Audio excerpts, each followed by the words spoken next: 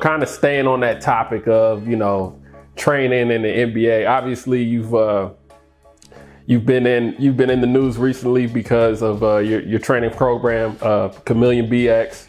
You guys are going to be doing a 12-month training program preparing, kids that opt not to go to college and, want to train with the draft, because you guys have a list of, well-known NBA coaches that'll be training them during the year, you of course, and a marketing team, and things go on down the line from there. But now we're in like a difficult time, as the whole world knows. We got the COVID-19. It's kind of taking the world by storm. How do you see, Chameleon BX relating to, college and the NBA moving forward, especially going into this next season?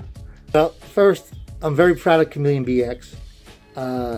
This has been in play for me for over 13 years.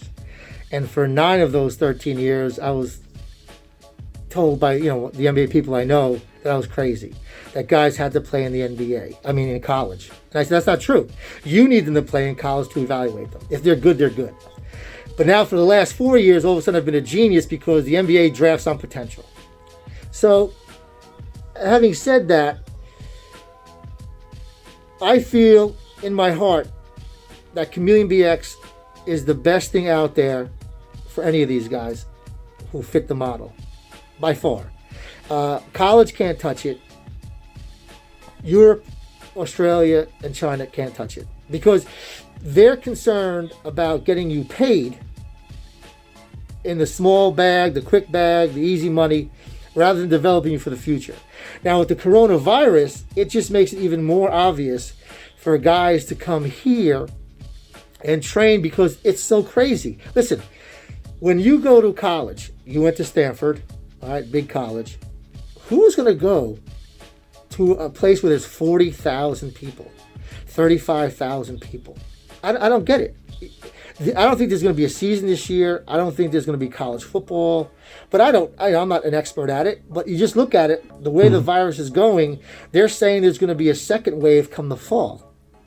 So what we have set up here, I think is ideal, even if the virus wasn't in play, because everything is isolated. The players and their families are isolated in their homes.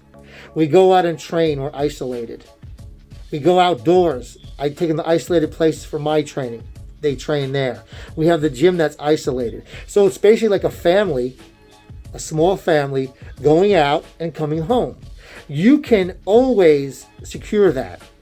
How you can secure large numbers of players, personnel, I just can't see it happening. I really can't.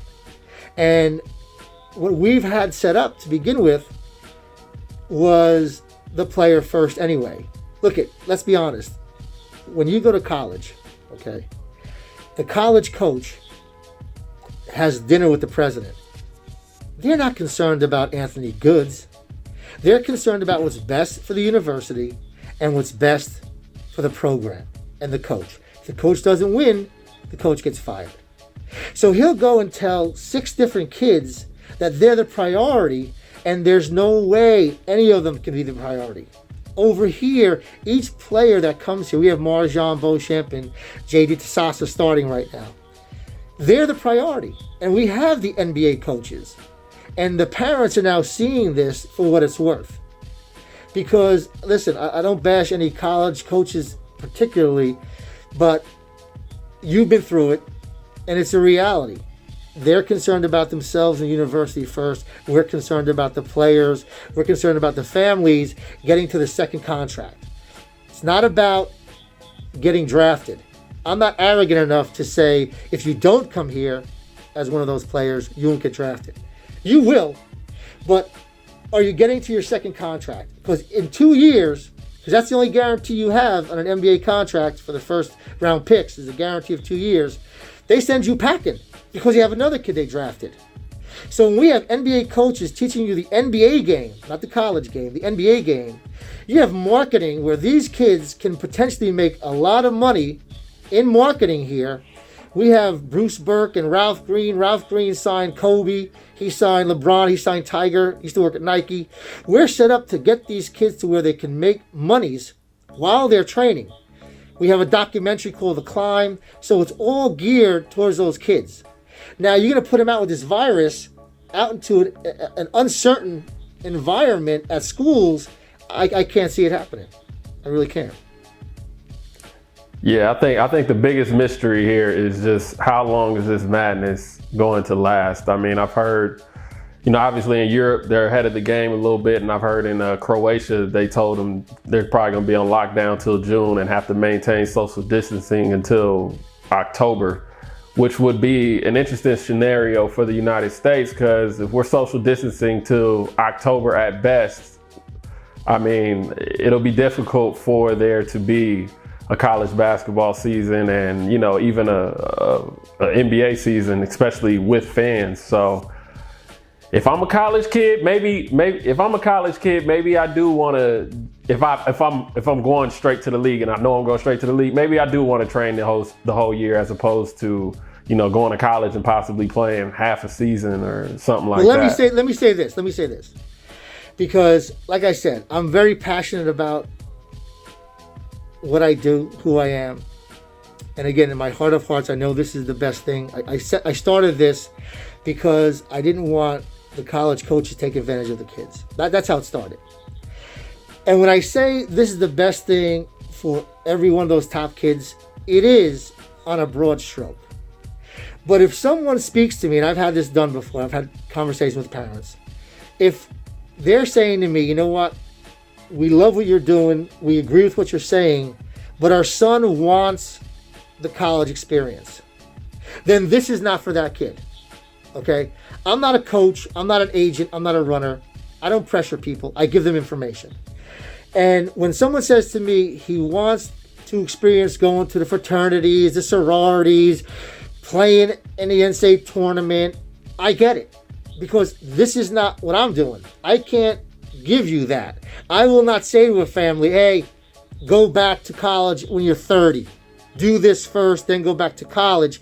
It's not the same experience at 18 as it would be at 30, right? So that's not for them. This is not for them. Go, God bless you, go to college, enjoy the experience. But right now, are you really going to have that college experience? The one thing you're going there for may not even be there. Because right now, the NFL, their top medical doctor, said it's way premature to say they're going to start the season in September. Well, if they can't start it in September, how is college football going to start it and then college basketball? So you may not have the experience that you wanted at college. Because let's face it, college is a cesspool of bacteria as it is without this virus. So there's a lot of safety issues that go into this that you can't control at that level that we have controlled here. So I'm not pushing anybody. I give them information. And again, you want that college experience, God bless you. This is for the guys that really want to work. And I'm talking about getting to your second contract, not getting drafted and playing your first. Because we know a lot of guys in the first round don't last those 2 years. So I want to make that point as far as I'm not trying to get every guy to come here, because if they want the college experience, enjoy it, but you may not have it right now.